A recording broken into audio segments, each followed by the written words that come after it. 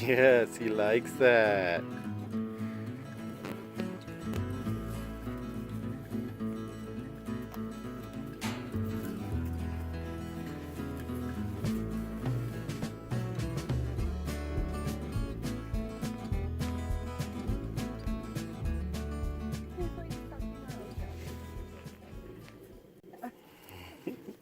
Yes.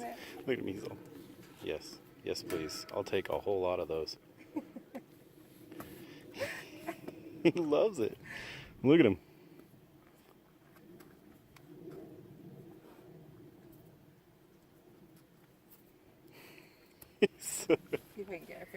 He's so excited. She's so funny about these things. My buddy. How's my buddy today? How are you today? My buddy? Yeah, you know I love you. You know I love you. Yes. You're so sweet.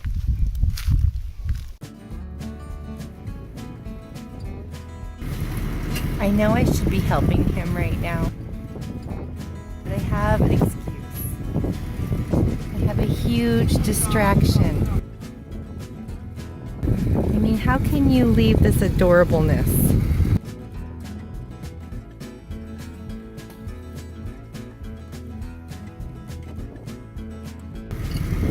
He's got it handled, right?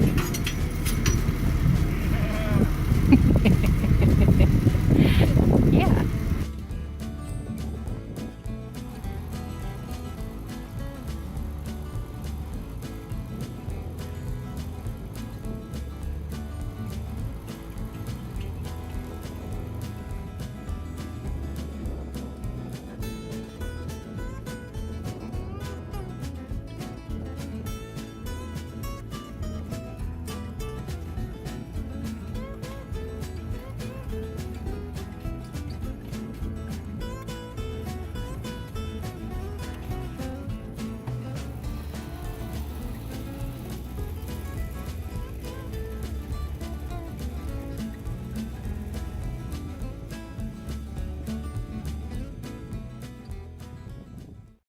Okay, so tell me what you're doing.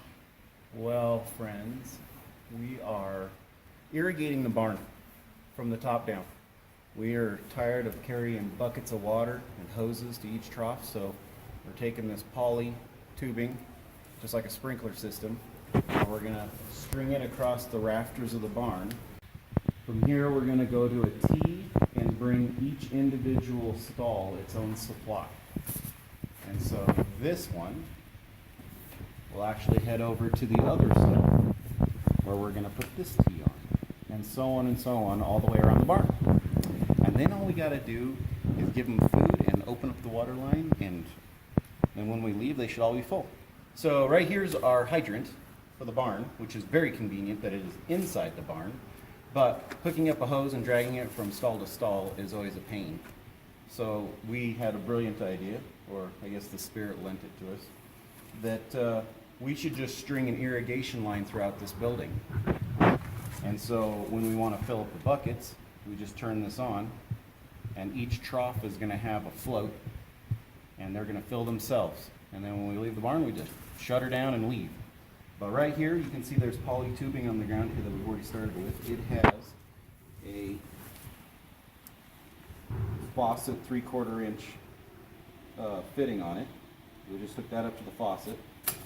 And it comes up along the door here, and then up one of the first posts.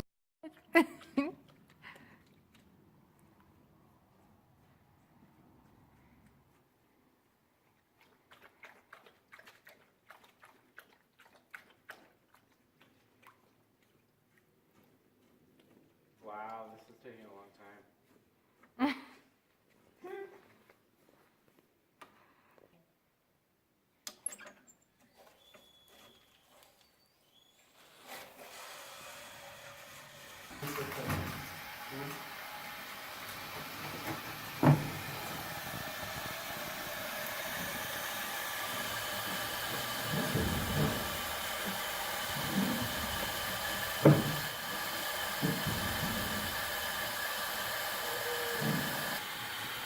Eureka, it works. What are you doing, little miss? What are you doing, little miss? Okay, someone feed the pig because she's being so patient.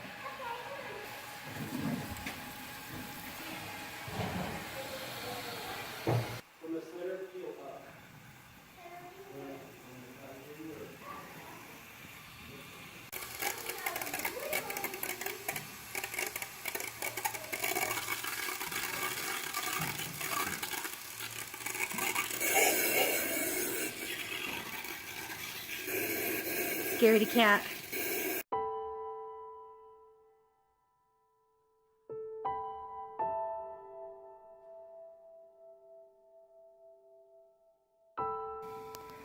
Sadly, we're down to 2 girls. We did lose Inca this week, which was really hard on our family because she was our favorite alpaca.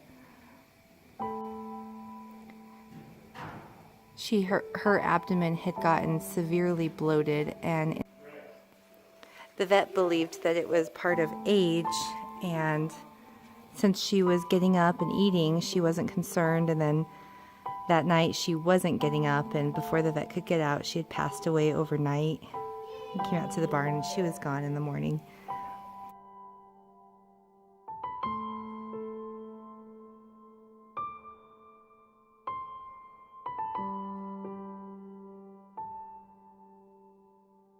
Hello. Hi. Hi. Are you helping today? I love when you come out and help. You're my little farm girl. Piper helps us all the time. She has a heart for animals, don't you, Piper? She, they're shy. Yeah. They're like, ugh. Aww. She doesn't like my hands because I just fed the pig. They don't like the pig very much, do they? The horses do. Yeah, the horses do. Horses do. Everybody else does. Hi, Rex. These girls,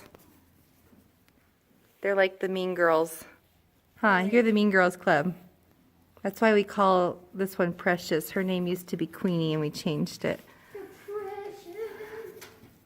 Because she is truly precious, aren't you? Yeah. Aren't you? She's truly precious. Hi, Daisy. Want your grain? Our husband. You've gone too far.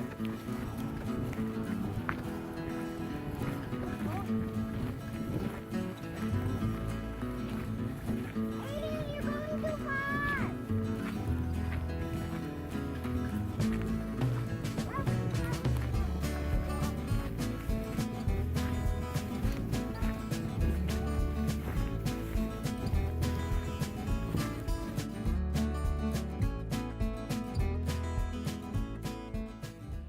These are wild plums. Apparently they grow really well here in Colorado, especially at high altitude. And they happen to be here, a whole orchard of them, when we moved in. So it's really nice because it's free food that we didn't put here. And we get to eat off of it whenever we want. A lot of them look pretty squishy and wore out, turn into raisins, but there are some in here that are actually pretty good. And I had one yesterday and they actually tasted really good. The alpacas love them. That's why the whole bottoms of the canopies are all gone. Because we had the alpacas in this field originally, and they came through and mowed off everything that they could reach with their skinny necks. So they're definitely edible, and everybody on the ranch, including the animals, love them.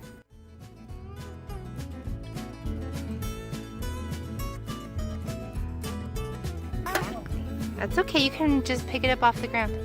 There you go. Grab that one off the ground.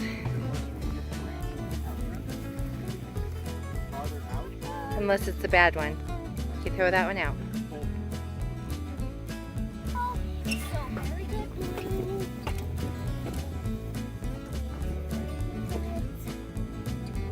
What are you doing? What are we going to do with those plums? We're gonna make jam. Gonna make some jams? Wild plum Is jam? this a good one? Yeah. Oh, These are wild so plums. The gray ones are bad. Hey. We're not working on this anymore. Oh my gosh, this is like weird.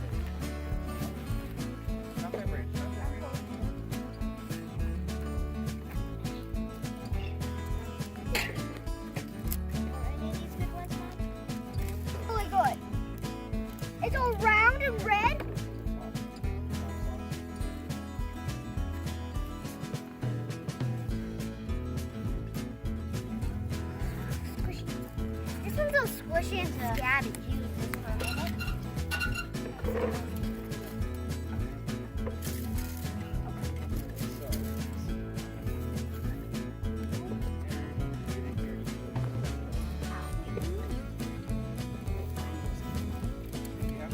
Piper, I got a good one. Ow, my hair.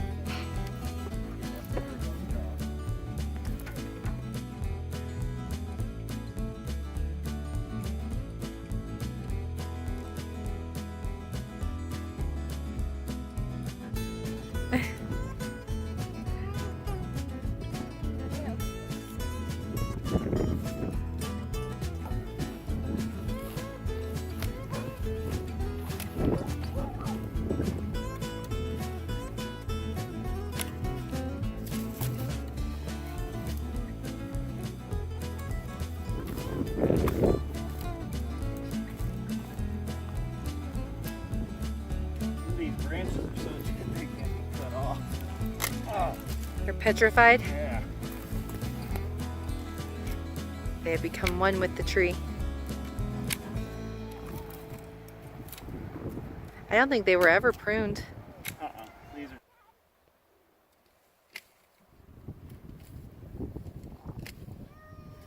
You okay, Bryn? You got a boo-boo? Yeah.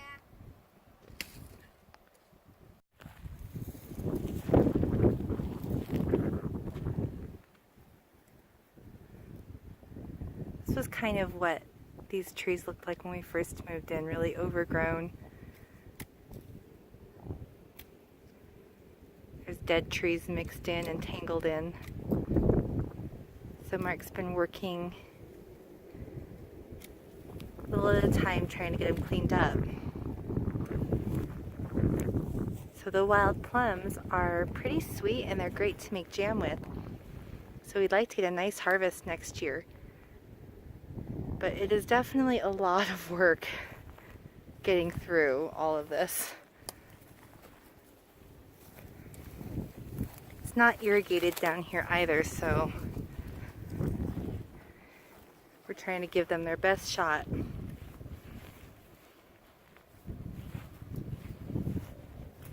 But we were able to harvest enough to make a little bit of jam this year. Ow! These trees are brutal. They're really Thorny. thorny. They're kind of they're not really thorns, they're just part of the trunk. Oh, I guess you're right. But they're really pokey. So it's not easy harvesting from these bad boys.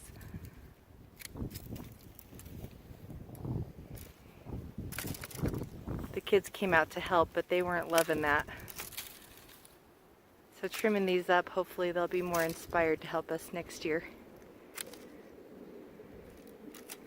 I guess at the same time though, that's what's helping them not get eaten by wildlife, so